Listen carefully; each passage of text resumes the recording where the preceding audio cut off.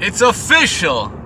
It's official, guys. Z-King Fight News. Vasyl Lomachenko will move up into his next weight division, 135 pounds, to take on Jorge Linares for his WBC title. More on this. You know what it is, man. I told you guys, man. I told you guys yesterday, because Lomachenko put something out there that he was back to work, and training camp has begun. So you had to know if he's ready to train, the fight's official. And he was only negotiating with one man, and that was Jorge Linares. Man, shout out to both promotions for putting this fight together. It's a great fight. It's a great matchup. Check out my video yesterday on Lomachenko versus Linares announcement, because I told you guys announcement may be coming. It may be imminent, and here we are. Here we are, the day after they announced the fight. Shout out to Lance Pugmire, who put it out there. He got it right. He got it right. Top rank. They got the job done, and I'm sure it's gonna lead into HBO's replay of Canelo versus Triple G. And this card will pop off at about 8 o'clock. It'll finish by 10. So, man, Saturday night, May the 12th, will be a great night of boxing, man. You get the replay of Triple G, if you didn't see it the week before. You get Lomachenko Linares. You get Saddam Ali. And I'm sure they're going to have a good undercard for the fight. So, wow, what a night of boxing. The week before, you get Canelo Triple G, and hopefully a good undercard. Hopefully not a shit card like they tend to do. They tend to put shitty undercards together for these big headliner fights. And hey, boxing's shaping up quite well.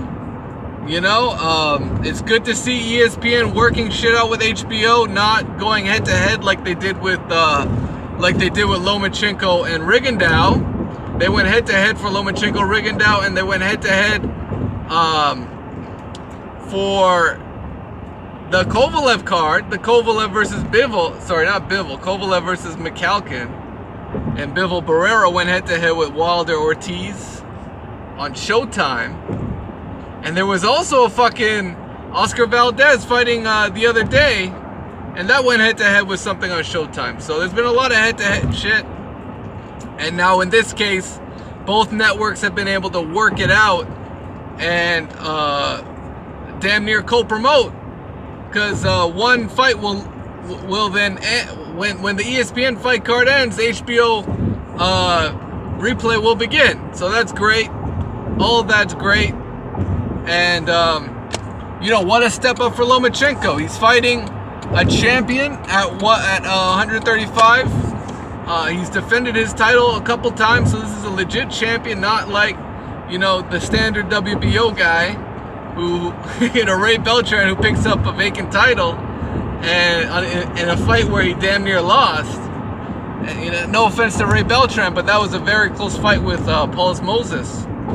And I definitely got some feedback on both sides of the coin in terms of who won the fight. So, this was definitely the better fight. He'll get a lot more credit for beating a Linares.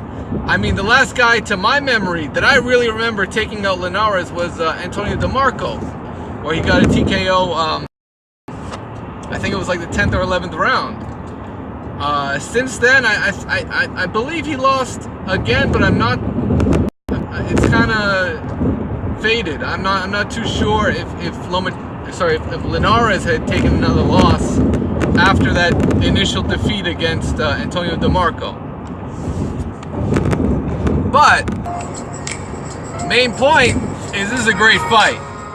I mean, Lomachenko normally, after looking at a lot of Lomachenko tapes for the Rigondeaux fight, I've been checking out his weight, and most of the times he goes in there at around 140. So it'll be very interesting to see what weight Lomachenko comes in at on the night of the fight, because he's going to weigh in 135, and then he'll probably rehydrate to 143 or so. And of course, Jorge Linares, I haven't really taken a look at what he rehydrates up to on the night of the fight, so I'll probably take a look at that Luke Campbell fight, and we're gonna take a closer look, because you know, it'll be interesting to see if there's a size advantage from one fighter or the other, or are they naturally just about the same size? You know, because Linares came up from lighter weight divisions as well. He wasn't always, you know, at 135. He came up, I believe, from 126. If I'm not mistaken, 126, 130. So he's been down those weight, down in those weight classes before. Did he lose to DeMarco at 135? Or was that 130? I can't remember off the top of my head. So, yeah, it's official, guys. Lomachenko, Linares. The fight I think the fans wanted to see. The fight that, you know, a lot of people were on Lomachenko's ass about making this fight happen. And I'm happy that, you know, there was no barriers. There was no bullshit excuse about why this fight couldn't happen. It fucking got made because the promoters finally did their jobs. They did their fucking jobs. They negotiated and they agreed. They agreed on terms, and that's how I had a feeling this fight would get made, mainly because all the details were basically hammered out. You know, the last thing to figure out was the date.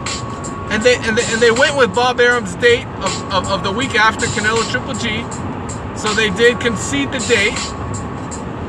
And Bob Arum, on his part, made sure he wasn't,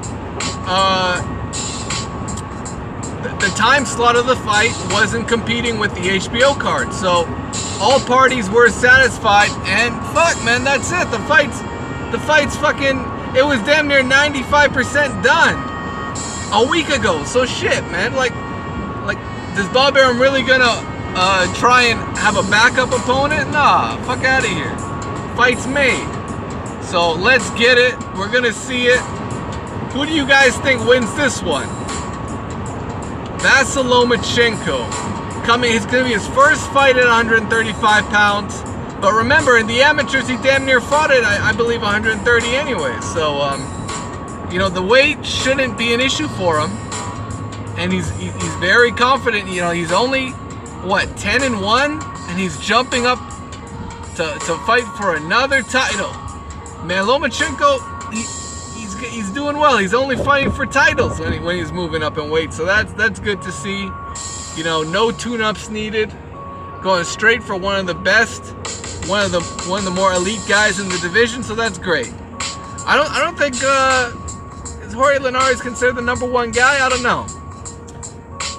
know. Is he considered the #1 guy there at 135? I think that's another division that's pretty much split up. So 135. And that Mikey Garcia's a champion at 135. Robert Easter's out there, so there's a lot of sharks in the water right now. Who would I give #1? I'll tell you what. If Lomachenko beats Linares, he will have a very good claim to the #1 fighter in 135 pounds. So let me know what you guys think. And of course, smash that like button, subscribe to the channel if you haven't already. Shout out to the brothers, Fanon, International Boxing, and shout out to Ego, because I saw their videos before I put this one out. So, you know, they put me up on the news, and I saw it coming, guys. I saw it coming. So there you have it. Lomachenko Linares gets made. You know, great news for boxing. We get a great title fight. Two champions fighting each other. That's great to see. And hopefully more fights like this on the way. I mean, it's time for these champions to fight each other. That's what it's time for in boxing. It's time for the best to get in there with the best. It's time to crown undisputed champions. It's time to get back to what made boxing great. Let's get it. E-King Fight News.